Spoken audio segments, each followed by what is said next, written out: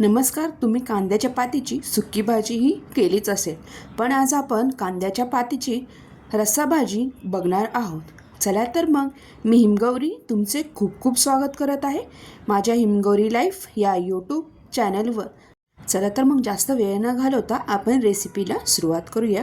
मी इथे एक जोडी एवढी कांद्याची पात घेतलेली आहे. ती स्वच्छ धुवून व अशी बारीक चिरून घेतलेली आहे. आता आपल्याला गॅसवर ही कढई तापायला ठेवायची आहे. आता इथे आपल्याला थोडेसे इथे तेल टाकायचे आहे. आता तेल चांगले गरम झाले की आपल्याला इथे फोडणी द्यायचे आहे. इथे आपल्याला कुठलेही वाटण वगैरे काही वापरायचे नाही. अगदी साध्या सोप्या पद्धतीने आपण ही रस्सा भाजी बघणार आहोत. इथे मी काही 4-5 पाकळ्या लसणाच्या बारीक चिरून टाकलेल्या आहेत. आता ही फोडणी चांगली परतली गेली तेलात तर आपल्याला इथे कांद्याची पात आपण जी बारीक चिरलेली होती ती टाकायची आहे व चांगली इथे परतून घ्यायची आहे. आता ही भाजी चांगली मिक्स झाले की आता इथे आपल्याला मी काही थोडीशी चमचाभरच एवढी मुगाची डाळ भिजत ठेवलेली आहे. मुगाची डाळ ऑप्शनल आहे, तुम्हाला हवी असेल तर टाकू शकता. इथे मुगाची डाळ नाही टाकली तरीही चालेल. इथे भिजवलेली होती माझ्याकडे आधीच, त्यामुळे मी इथे चमचाभर एवढी मुगाची डाळ टाकलेली आहे. आता ही डाळ टाकल्यानंतर चांगलं मिक्स करून घ्यायची आहे व इथे आपल्याला झाकण लावून चांगली वाफवून घ्यायची आहे, जेणेकरून आपली ही तर मुगाची डाळ शिजली जाईल थोडीशी. नंतर ही पाणी टाकल्यानंतरही ही डाळ शिजणार आहे. आता झाकण काढून आपण बघूया. 4-5 मिनटं मी ठेवली होती. इथे भाजी चांगली तुम्ही बघू शकता चांगली इथे वाफली गेलेली आहे. आता इथे आपल्याला चवीनुसार यामध्ये मीठ टाकायचं आहे. चवीनुसार मीठ टाकल्यानंतर आपल्याला घरातले जे बेसिक मसाले असतात ते मसाले इथे आपल्याला टाकायचे आहे. मी इथे चमचाभर एवढं काळा मसाला घरातला जो असतो तो मसाला टाकलेला आहे व इथे 2 चमचे एवढे लाल तिखट आपल्याला इथे टाकायचं आहे.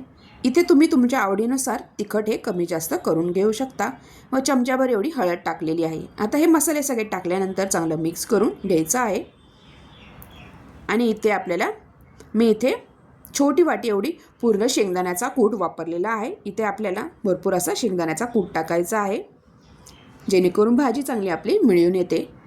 आता शेंगदाण्याचा कूट टाकल्यानंतर चांगलं मिक्स करून घ्यायचं आहे. आणि साईडला आपल्याला पाणीही गरम करायला मी ठेवले होते. आता इथे तुम्हाला जेवढा रस्सा हवा आहे तेवढं तुम्ही इथे पाणी ॲड करू शकता. तर मी जास्त पातळही नाही, थोडंसं असं लपथपीत ही भाजी करणार आहे. आता पाणी टाकल्यानंतर चांगलं मिक्स करून घ्यायचं आहे व झाकण लावून आपल्याला इथे आपली इथे मुगाची डाळ शिजली जाईल अशी चांगलं आपल्याला हे भाजी शिजवून घ्यायची आहे. आता झाकण लावून आपल्याला ठेवायचं आहे. चांगली इथे भाजीला उकळी आणून द्यायची आहे. तर 7-8 मिनटानंतर मी उघडून बघितलेले आहे. छान इथं भाजी आपली उकळत आलेली आहे व इथं मुगाची डाळ ही शिजत आलेली आहे आपली. मुगाची डाळ ही लगेच शिजते. मुगाची डाळ शिजायला जास्त वेळ लागत नाही. आता इथे आपली मस्त लपतपीत अशी ही कांद्याच्या पातीची भाजी रस्सा भाजी रेडी झालेली आहे. अशा प्रकारे तुम्हाला ही रेसिपी कशी वाटली नक्की कमेंटद्वारा कळवा व माझ्या चॅनलला लाईक, शेअर आणि सबस्क्राईब करायला विसरू नका. मस्तपैकी तुम्हीही अशा प्रकारे रस्सा भाजी ही कांद्याच्या पातीची नक्की करून बघा.